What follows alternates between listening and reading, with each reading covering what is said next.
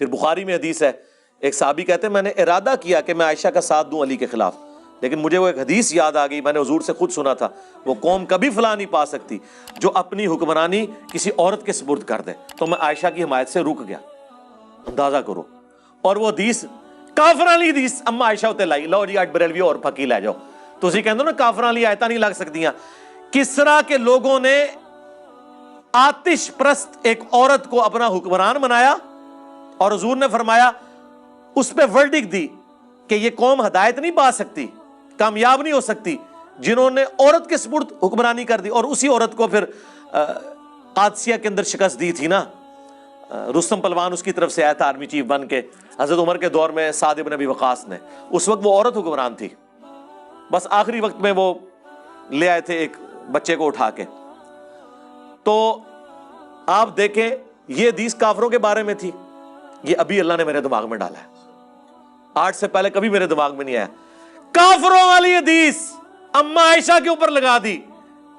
ایک صحابی نے کہ مجھے تو اس حدیث نے بڑا نفع پہنچایا جنگ جمل کے دنوں میں۔ حدیث کے الفاظ ہیں، جنگ جمل کے دنوں میں مجھے حضور کی ایک حدیث سے بڑا نفع ہوا جو میں نے حضور سے خود سنی تھی کہ جو قوم اپنی حکمرانی کسی عورت کے سپرد کر دے وہ کامیاب نہیں ہو سکتی، تو میں عائشہ کی حمایت سے رک گیا۔ تو اس صحابی کو کسی نے نہیں پوچھا کہ عائشہ تو مسلمان ہے، دنیا اور آخرت میں نبی کی بیوی ہیں، ہماری ماں ہے، آپ کافروں والی حدیث، کافرہ عورت والی حدیث امت کی بہترین عورت پہ لگا رہے ہو۔ ہائے ہائے ہائے ہائے، او بریلویو دیوبندیو والے حدیثوں، قیامت تک پٹو، ایڈی بڑی دلیل آج تک کسی دے دماغ وچ نہیں آئی۔ تسی کہندے سو نا کافراں والیاں آیتاں لا رہے نے جناب مسلماناں اوتے کافراں دے بارے چ لو، ہاں ہن دفاع کرو آ کے، ناسبیاں نوں بھی پھکی تے بریلویاں نوں بھی پھکی، ہن دسو ہاں کافراں والیاں گلاں مسلماناں تے لگدیاں کہ نہیں؟ جسے فٹ اسے گفٹ، کیڈی بڑی پھکی ہے جی، اے اج آمد ہوئی جے، یکم محرم والے دن ہوئی جے، ہاں کیڈی بڑی آمد ہے۔ آندا کوئی کہنا جی کافر والی آیت مسلماناں تے نہیں لا سکتے، ان کو کھول بخاری اور پمفلٹ کھول، حضرت عائشہ ہوتے او کافرہ عورت علی جڑی حدیث سی جڑی حضور نے اس تے ورڈکٹ دتی سی، انہوں نے فٹ کر کے تے رزلٹ کڈیا، انہوں نے کہا بھی حضور نے کہا سی عورت نوں نہیں حکمران بنانا، تے عورت پاویں او ہوے تے پاویں اے ہوے۔ کیسی بڑی پھکی ہے، دسو جی ایکس بریلویو، شاہ جی آیا ڈکار، ایڈی بڑی پھکی آج تک کسی نے دیتی ہے؟ جی جی یہ ان کے لیے انشاءاللہ تعالی۔ ویسے تو میں نے اور بھی ان کو پھکیاں دی ہیں کہ یہ ہر اپنے مخالف کو کہتے ہیں بعد ذالک زنیم، کہتے ہیں نا اے گستاخ رسول ہے، اے آؤٹ آف ویڈ لاک پیدا ہوا ہے، اے ولد الحرام ہے۔ اچھا اگر وہ ان کے فرقے میں واپس آ جائے عاشق رسول بھی ہو جاتا ہے،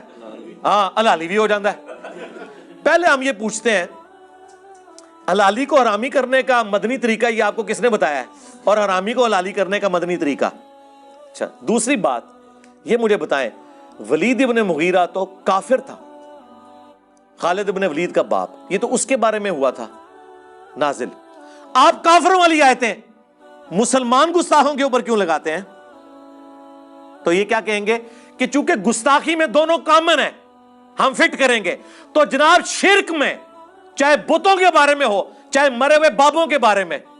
جو اپنی زندگی میں اپنا پیشاب نہیں روک سکتے تھے، ان کو اگر تم مشکل کشا مانو گے ہم وہ ساری آیات ادھر بھی فٹ کریں گے۔ ویسے مجھے تو ضرورت نہیں ہے، میں نے تو عیسیٰ ابن مریم اور ان کی والدہ کے بارے میں آیت پیش کر دی ہے سورۃ المائدہ کی 72، قیامت تک کے لیے پھکی دے دی ہے کہ عیسیٰ اور ان کی ماں روٹی کھانے کے محتاج تھے۔ تم ایسوں کو پوجتے ہو جو نہ تمہارے نفع کے مالک ہیں نہ نقصان کے۔ اب مجھے بتاؤ عیسیٰ اور ان کی ماں کیا بت تھے؟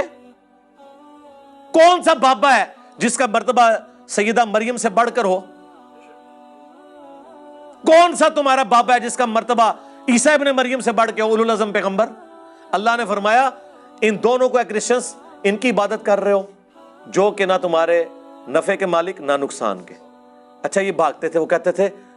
او جی ہم بابوں کی عبادت تو نہیں کرتے، ہم کہتے ہیں رکو ذرا صبر کرو، آگے چل، آگے لکھا ہے تیرے نفع نقصان کے مالک نہیں عیسیٰ اور ان کی ماں۔ آیا نا داڑ تھلے، چھڑ دے عبادت نو، اگر عیسیٰ اور ان کی ماں نفع نقصان کے نہیں ہے تو تواڈے بابے تے شاہی کوئی نہیں، عیسیٰ کے جیسا ہے ہی کوئی نہیں، تیرا بابا تے شاہی کوئی نہیں، ہاں مریم کے جیسا ہے ہی کوئی نہیں، تیری رابعہ بصری تے شاہی کوئی نہیں۔ آیا یہ تمہیں میں ایسا جدھر ہر شے فٹ کرو، علی کے جیسا ہے ہی کوئی نہیں، بنو امیہ تے شاہ ہی کوئی نہیں، ٹھیک ہے، بڑا ہی آؤ ہر شے فٹ ہوندی جے، ایک قیامت تک لکھتے جاؤ، ایک کمپیریزن ہے، ایک ہے بھی مدد ہے اللہ دی۔ تے اے میں تمہیں دس رہا کہ اے جی کافروں دے بارے او ٹرو اگے، تواڈے دلائل سارے مک گئے۔ میں نے دعا صرف اللہ ہی سے پمفلٹ میں آیتیں ہی وہ لکھی ہیں جو نبیوں کے بارے میں، بتوں کے بارے میں ہے ہی نہیں، تاکہ اگے ٹرو۔ لیکن آج میں نے ثابت کر دیا اس حدیث سے بھی، جنگ جمل والی اور قرآن کی آیات سے بھی، کہ خود یہ سب کچھ کرتے ہیں۔ ان سے پوچھیں، آپ ہر میلاد کے جلسے میں سناتے ہیں نا قل ان کنتم تحبون اللہ فاتبعونی یحببکم اللہ، بتاؤ یہ آیت کس کے بارے میں نازل ہوئی ہے؟ صحابہ کو تو نہیں کہا گیا، یہ یہودیوں کو کہا گیا تھا، وہ کہتے تھے ہم اللہ کے لاڈلے ہیں۔ اللہ نے فرمایا کہ قل، اے نبی ان سے فرماؤ، ان کنتم تحبون اللہ، اگر تم اللہ سے محبت کا دعویٰ کرتے ہو فاتبعونی، پھر میری اتباع تمہیں کرنی ہوگی۔ یہ نہیں ہو سکتا کہ تم پیغمبر کو نکال کے کہو کہ ہم بنی اسرائیل ہیں، چوزن پیپل آف لارڈ ہیں، جب تک میری پیروی نہیں کرو گے پھر اللہ تمہیں معاف بھی کر دے گا، تمہارے گناہوں کو بھی معاف کر دے گا، اللہ تم سے محبت کرے گا، یحببکم اللہ۔ یہ آیت تو ان یہودیوں کے بارے میں تھی جو نبی علیہ السلام کو بیچ سے نکال کے توحید، شیطانی توحید لے کے چل رہے تھے۔ تو تم میلاد کے جلسوں میں اپنے لوگوں کو داڑیاں رکھوانے کے لیے، نمازیں پڑھنے کے لیے، مفتی اکمل صاحب بھی یہ آیات پیش کر رہے ہوتے ہیں کہ دیکھیں جی قرآن میں اللہ نے فرمایا اگر تم نبی سے محبت کرتے ہو تو پھر ان کی اتباع کرنی ہے، اگر تم اللہ سے محبت کرتے ہو تو تمہیں نبی کی اتباع کرنی ہے۔ تو یہ آیت تو یہودیوں کے بارے میں، وہاں تو کوئی نہیں کہتا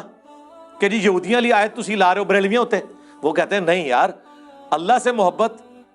کا دعویٰ اگر یہودی کرے گا اسے بھی رسول اللہ کی پیروی کرنی ہے، مسلمان کرے گا تو اسے بھی کرنی ہے۔ تو سر یہی تو ہم کہتے ہیں جسے فٹ اسے گفٹ۔ یہ آپ کی عظیمت ہے مولانا عماد الاسلام کہ نئی نئی چیزیں آمد ہو رہی ہیں، یہ پوچھنے والے کا جذبہ اور عظیمت ہوتی ہے نا اس کے پیچھے۔